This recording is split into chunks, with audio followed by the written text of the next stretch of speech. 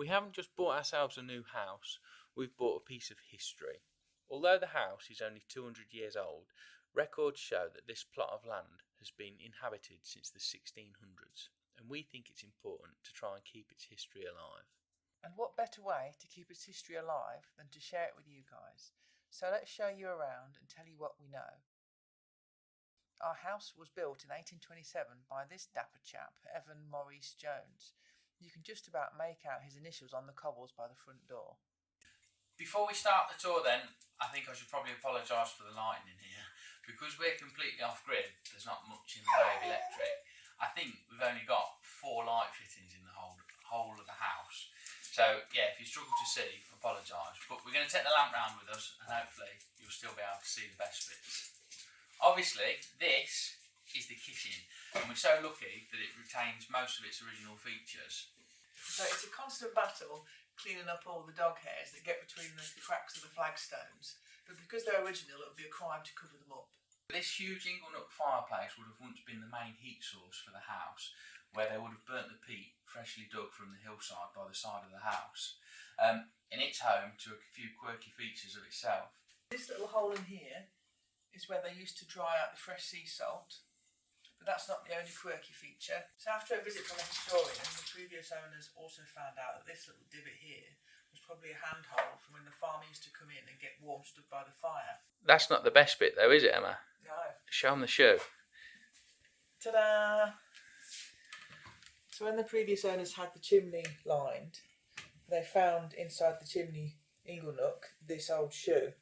So after doing a bit of research on it, apparently the tenants of the house would find the oldest shoe they could and they'd put it in the chimney because it was meant to ward off evil spirits and keep the house and the occupants safe. I think this is my favourite feature of the kitchen. Originally, this would have been used as a sink. They'd have had a bucket of water in here and they'd have done their washing up, and then there'd have been a hole out the back here. This slopes back and all the water would have drained off into the stream that runs outside. They'd have probably also filled the bucket up from the stream outside to do their washing up. Not only was this hole a drain though, there used to be a water wheel that sat outside that kitchen window, and a shaft used to come through, and they used to use the power from the water wheel to churn the butter, and the butter would have been made from the milk from the cows that used to sit in the barn. And I'd love to put the water wheel back in. We'd love to, but I don't know, there's plenty of other jobs to keep us busy until then. We'd love to rebuild the barn as well, yeah. But yeah, that's for another day. What's your favourite part about the kitchen, Emma? I love this thing. It's amazing to think this could be as old as the house, because the previous owners found it in the stables. And when the historian came round, he told them what it would have been for, because the hooks were still in the ceiling. So I think years ago the idea was it was used to keep perishables out of the way of like rats and mice and away from the kids. But now I use it as a dry rack, so it's always lovely and warm in the kitchen. And last but not least, we've got this old bread oven tucked away in the corner of the kitchen. Although it's in pretty good condition, we can't actually use it. So our log boiler that heats the rest of the house is on the other side of that wall in the lean-to. And when they had it fitted, they've used this chimney stack for the flue for the log boiler. But the previous owners managed to sit down with the great-granddaughter of the guy who built the house, and she remembers the bread oven being in daily use to bake the bread and roast the parsnips that we grew on the land. And one day we'd love to be able to, bake our own bread in there and roast our own parsnips that we've grew in there. But yeah, I think there's a few other jobs that we need sorted before we get the bread oven back in place. Yeah. Everywhere we look around here, there's a job to do. So apart from this old door, which leads down to the cellar, I think that's about it for the kitchen. But Ant can show you that another day. And apparently, back in the day, only large or wealthier farm estates had their own cellar. And we're looking back through the history and the deeds of the place. This used to be a lot bigger than the 12 acres it currently sits on. Hello, Sophie. It's amazing how many original features this house has still got. Every door and every floorboard that you can see, Sophie, is original from when the house was built 200 years ago. Behind this door, we've got the stairs. We'll take you up there later. And behind this door, we've got my favourite room. Why is it my favourite room, Emma? Because where all the food is. Exactly. So behind here, we've got the parlour. It's nothing fancy. It's not a parlour. It's not a parlour, it's a pantry. That's where we get the food. Behind this door is the pantry. It's nothing special, just a bog standard pantry with an inbuilt stone cupboard, which I'm guessing they would have used as a fridge. Yeah, because it's cold. And through this door is my favourite room in the house. And not because there's food in there, Anthony, but because it's the only room we've managed to decorate and really make our own. The observant amongst you will notice that this door is completely different to the old farmhouse style legend braced doors around the rest of the house. And according to the historian that visited, when the house got its listed status, this Georgian panelled door highlights how special and prestigious this room was. Behind this door we have our very own Georgian parlour.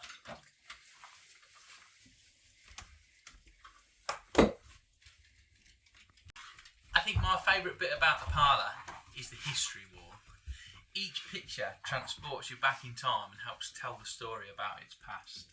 Although we've only just got here, I can't wait to start adding our pictures to the wall, ready to pass on to the next custodians of this very special place. After living on the boat for 5 years, which was essentially one big, long, narrow room, it took us a while to figure out how to use all the spaces, and I think this was the last room that we figured out how to use. We don't usually come in here until after dinner, once all our chores are done and we're ready to settle down for the evening. We light the fire, draw the curtains, light the candles, and it transforms into a lovely chill out space. Off the parlour we've got this little room. Originally this would have been used as a downstairs bedroom. The previous owners used it as a reading room, hence all of the bookshelves, but neither of us have got a massive book collection anymore, so I think the shelves will get repurposed in the pantry, and I'd like to eventually transform this into a bit of a music room. I'd love to start playing the piano again, and Ant can accompany me with his trumpet. Oh, that's the downstairs done, so let's go and have a look upstairs. Emma, are you wearing sandals and socks? It's my go-to look. Oh dear. So anyone who's seen our boat tour will remember that we had a wall of photographs in the dinette. So once we've decorated in here, we're going to put all of those photos on this wall, and anyone who visits has to have their picture taken for the wall of shame. Can you see the captain's hat? It's a little bit. I can now, yeah. Do you want to see mine with my captain's hat? Can you see it? Yes, you You're can. going to think we're all weirdos. You are a weirdo, babe. Oh, Let me see what you're wearing. You're the one that tells me to put it on. Oh, you're a sailor. Anyway.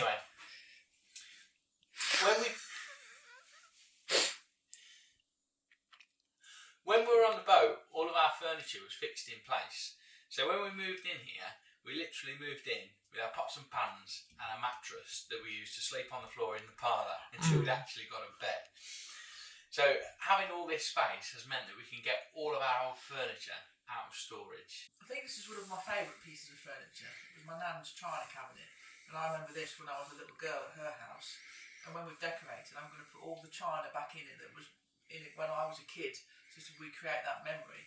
I don't think there's a single piece of furniture in this house that hasn't got a story to tell. It's part of history. It's either been passed down through my family, or passed down through Anthony's family, or we've wombled it and someone's given it away, or we've bought it on marketplace. Yeah, I think it would be a shame to put anything in the house that was mass produced. I think everything needs to have its own character and charm. Exactly. Talking about character and charm, we've made this rug from my grandma's old Axminster carpet. She was dead proud of it when she bought it, and she's still got the receipt to this day. And the carpet was older than me. And me. Wow, that is old. Cheeky sod. Thought I'd take a load off and sit down in another piece of wombled furniture, this time from my friend's. That's also got its own history that she had when she was a kid. So this is our spare room.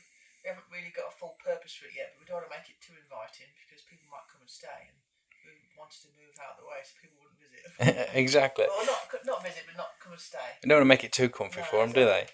do they? And we use it as a spare room, but from the notes and paperwork that we found, it was actually the master bedroom, and the telltale sign for that was it's the only room with skirting board in it.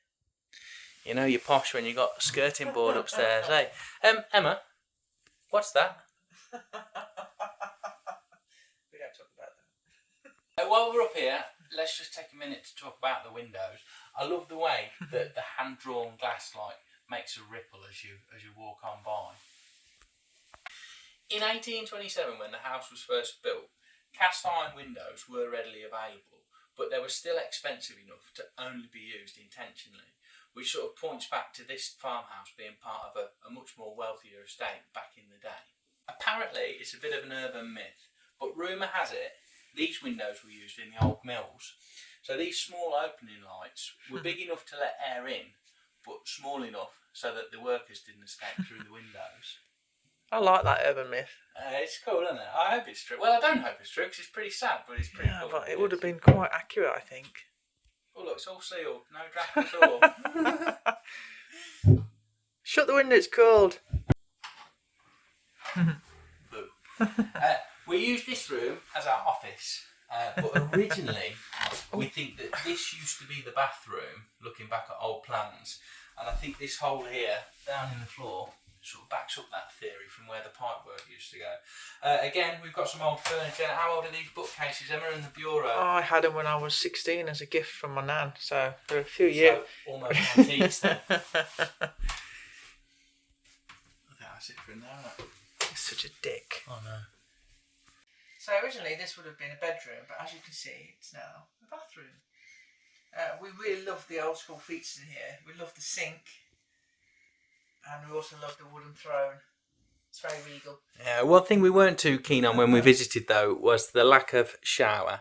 But we thought, no worries, we'll just put a shower above the bath. But would you like to show them the problem with that plan, Emma? I'll just take my shoes off. Your sandals. My sandals. Don't forget to leave your socks on though. I won't forget to leave my socks on. Yeah, we are a little bit pushed for head height. How many times have you hit your head?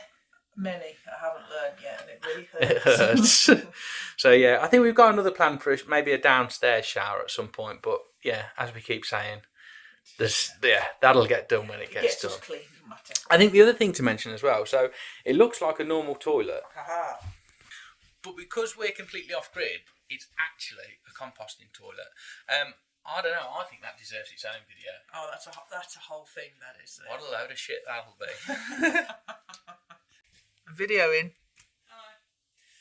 Last on the tour up here. Not videoing you though. You video yourself, you weirdo.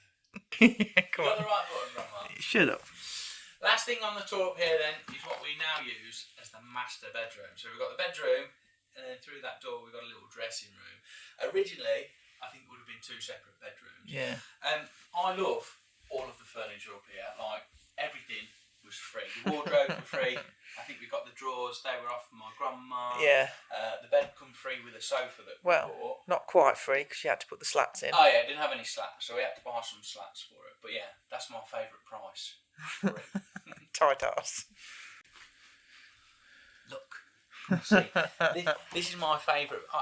I don't know why. I just always fancied a gentleman's wardrobe. Even though you're not. Even though I'm not, I am a gentleman. I do know. So I've got a lovely posh gentleman's wardrobe. We've got a lighting issue. You've got a lighting issue. Hold fire, let me get the lamp. You want to show off your gentleman's wardrobe to its full effect, right? Organised by his wife. Are we ready? Yeah, we're ready. Is that better? Shut the doors while you get a better view of the whole thing then. Oh yeah, but then I shut the lamp out. Alright. God. Right. Ta-da! My gentleman's wardrobe with a space for everything. And as Emma said, neatly organised by her. I don't know why I wanted one so much. I don't know. But you were so excited, it was ridiculous. Yeah, got little drawers, and little doors to Little stop your flaps. boxes getting dusty. I've got this wardrobe full of all my clothes, and 9 times out of 10 you'll see me in my scruffy work shorts and a dirty t-shirt. We both said that though. We've got these lovely wardrobes, but with clothes in that we don't really wear. Let me show them. So Emma's got this wardrobe. Can I open the doors? You can if you want, which matches mine. They're a matching pair. So as you can probably see, that's about a third bigger than my little wardrobe. Emma also has. Oh God. She has these drawers. Oh, you can see the lighting's gone again. And that wardrobe I'll just bring the lamp. full of clothes. Shut your face. It's a woman's prerogative to have lots of clothes. But let's not talk about your man shed out there, which is full of stuff, and it is not organised, and it's on the to-do list. Okay, I suppose Emma does have more space for clothes, but I have got a lot of space in my shed. Look at all that snow out there. And to be fair, your clothes are better organised than my shed at the minute. Yes. I think we've got one more thing to show them in the house, haven't we? And that is our new curtain poles. Oh, yes. Handmade by the blacksmiths down the road. They're wicked, aren't they? I I love them. I love them, but I can't help think it's a little bit bittersweet. So when we viewed the house, we absolutely loved the fact that there was no curtains, because nobody's going to be spying through your bloody window in the middle of nowhere all the way up here. But with the leaky old windows that don't close properly, we lose a lot of heat out of the window. So yeah, the curtains are going to be a bit of a godsend, and I think they're very in keeping. And they've got their own story as well. You know, they were made like 3 miles down the road. That's ace, isn't it? And the blacksmith's got her own story as well, so it's all like the history of it. All adds to it, doesn't it? Yeah. Anyway, I think that's it for the tour. I think we showed you everything. One thing before we go, I can't wait. joke of the day. We spoke a bit about the windows, haven't we? Yeah. Why did the window go to the doctors, Emma? I don't know. Because it had too many panes.